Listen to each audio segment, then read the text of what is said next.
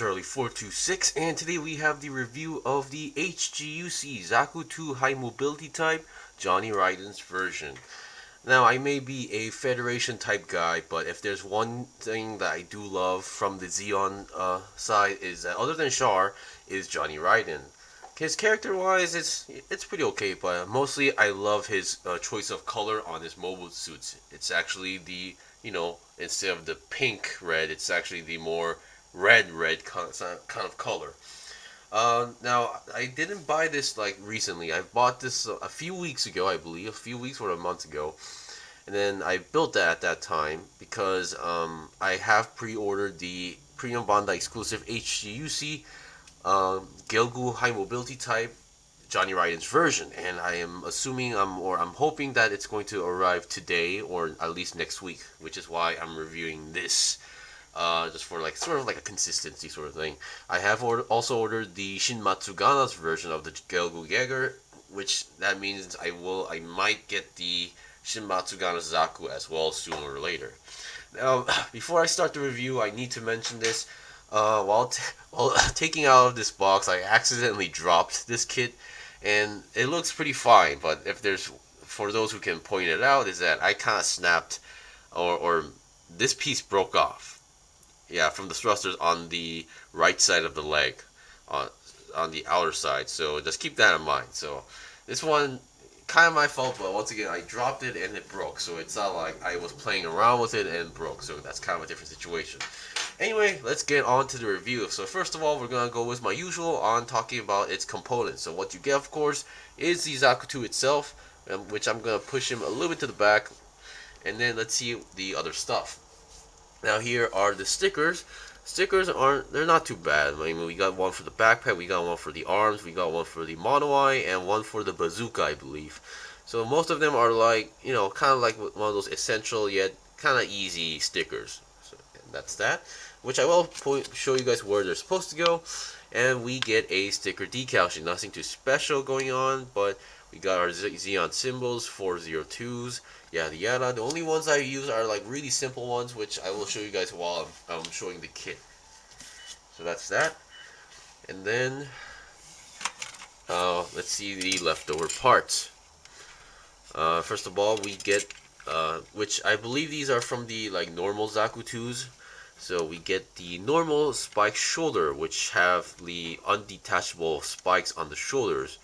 And then we have the arm parts, which, because I believe this one actually, the Johhny Ridden Zaku actually requires a different color part for the arms. So that's that. And then we get some leftover polycaps, yeah, your usual. And then we get this leftover handle, which I'm not sure for what, but it's definitely a bazooka handle. Oddly enough, because we already get two types of bazookas that most of the Zaku uses, and yet we get this leftover piece, which, yeah. And then, for those who don't want to have the commander antenna version, or you want to make your own custom Zaku, they do give you a normal forehead. So once again, your choice. Okay, so now let's talk about what you're supposed to get. Now, when I was planning on talking about the leftover parts, I wasn't sure how to deal with this aspect.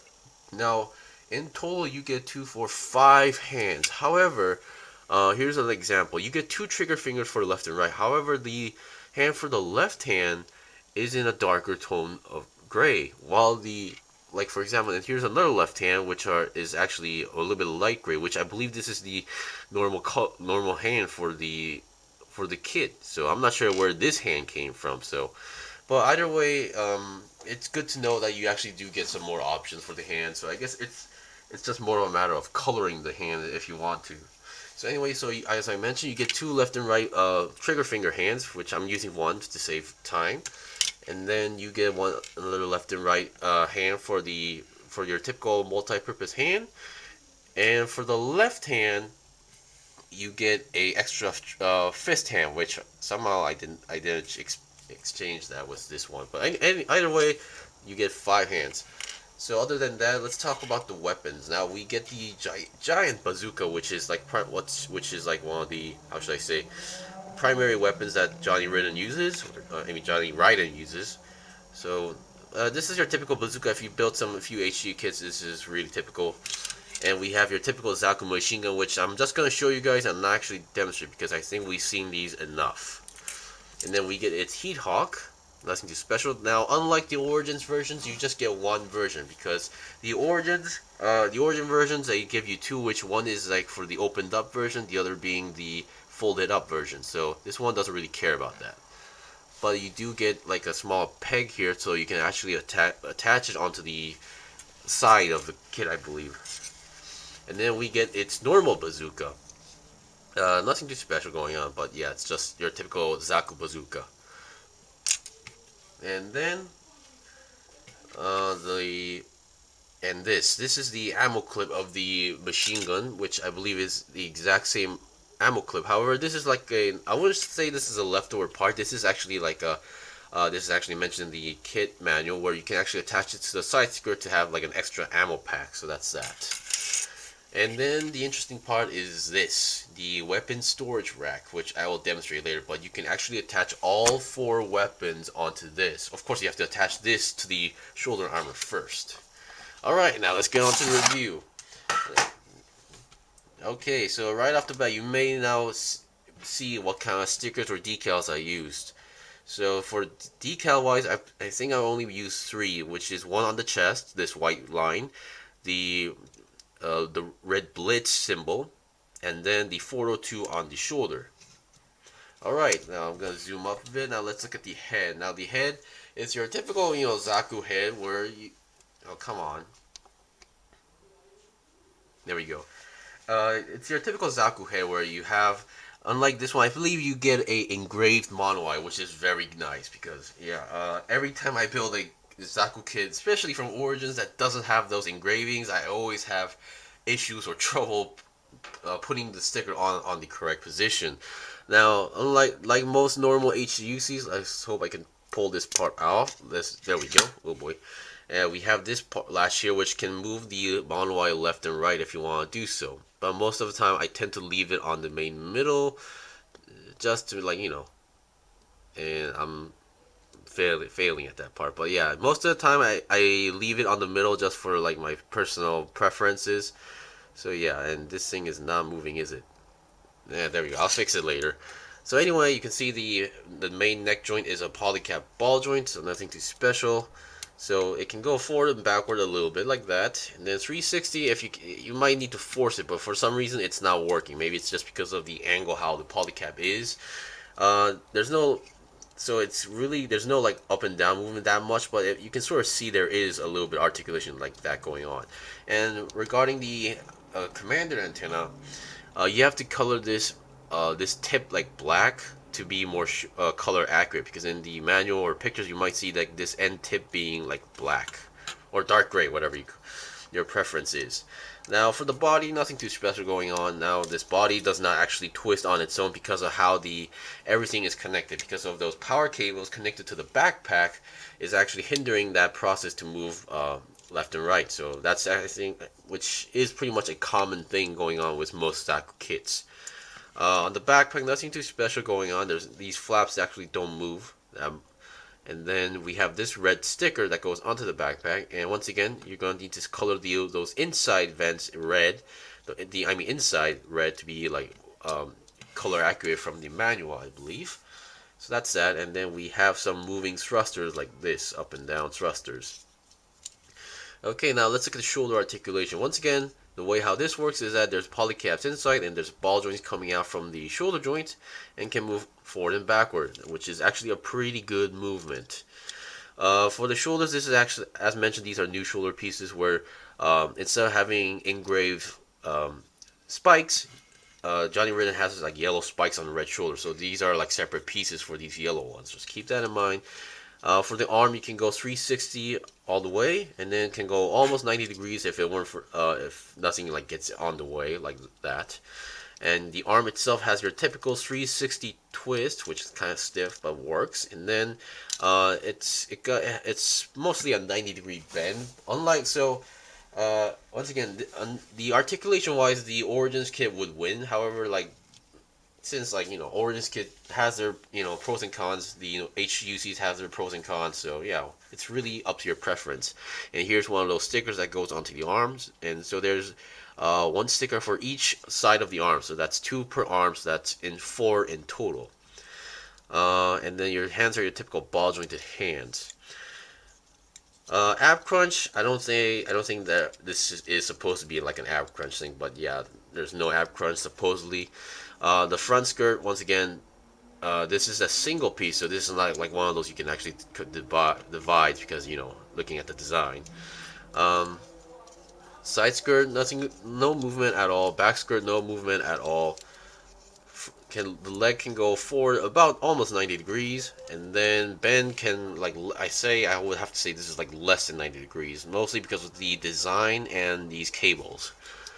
So we have these holes on the side which you can attach either the ammo clip like this, come on, there we go, or you can take this part off, and then you have like these pegs going on the heat hawk to attach it like this. Come on, there we go, like that. Well, this isn't the actual correct way. It has to be on the other way around. So, so like this, yeah, something like that. But yeah. Oh, and I forgot to tell you about this other shoulder because yeah, it's a Zaku. This one actually is just connected to a single ball joint to the shoulder, and once again, other than that, that's pretty much identical. For the legs, I believe these are like different designs because a normal Zaku wouldn't have these extra binder sort of things going on. So yeah, these are like extra new pieces, but which again, I do love how they look. Ball are your typical ball jointed feet, and there is a side swivel going on, and then this thing is connected to, yes, these are actually the peg connections, and there's a hole for the action base. So yeah, that's pretty much it for the kit itself. Now let's talk about its equipment. Now this is not my first Zaku at all, so I'm not gonna talk about the equipments too much. But once again, its main weapon or its like signature weapon is this giant bazooka. It uses the trigger finger, and the weapon does have a peg and hole system going on. So once again, it's really a matter of like jamming the weapon in its right position like that. So it may be tricky at first, but once you get used to it, it works. But of course, you're gonna have sometimes like where the ball joint falls off and yada yada. So that's that. It works. That's all I can say. And if you see the pics that I posted on Facebook, you might see that it's possible to do the double hand pose with the bazooka, like that we see in certain like pictures. So once again, I'm gonna replace this arm with this and show you guys how the weapon rack works. Now. Once again, if you attach every weapon onto the shoulder, it may become like the balance might be a little bit wobbly, but just keep that in mind. So this is how it works. You slide it in like that. You slide it in like that, and then there's a order that you have to do. So what you're supposed to do is that you have to put the large bazooka first, like that, and then you just clip it on. And then there's a peg right over here, and there's a hole on this bazooka. You attach. Wait a second. I think I might have goofed it. Yeah, I think it has to be this way actually. So once again, you slide it in like that. Click it on, and then put the This is how you. And then you're supposed to attach this peg to the hole of that, and then there you go. You attach this on, and then this one. You have this, you can just attach, there's a clip right over here, so you can attach your tomahawk like this. Now it could be the other way around, so I could be wrong, but once again, and then you have another peg right over here, which I hope this works, but, and then you have a hole right on the machine gun. You just attach those in, and there you go, you have everything attached. Now you're gonna need to like wobble, or you're gonna have to like work your way around to make them look clear or clean. So once again, it's not impossible to attach everything onto the shoulder, and there we go. I believe the RG, I'm not sure if the RG version does give this, but I did hear it does. And no, I do not have any plans on getting the RG version for this one because I have the Shin Matsugana version and I hated that kit. I just didn't review the video. Anyway, yeah, that's how you attach the weapons, which is pretty interesting to have everything onto a single shoulder. And I think that's pretty much it for the review. So once again, it's a normal, your typical HGUC Zaku, just in a different version, variant, and color. So, if you're like a fan of the color or the character or whatever aspects, I would definitely recommend this because obviously the Origins version did not actually tackle Johhny Ridden or Shin Matsugana or the other characters we know. So once again, it's kind of up to you for buying this or not. Anyway, thank you for watching the review. This was the review of the HGUC Zaku 2 Johhny Ridden's version. If you guys got any questions or requests, leave a comment below. I still have more kits to buy and build and make reviews out of, so please stay tuned. Until then, see you guys next time!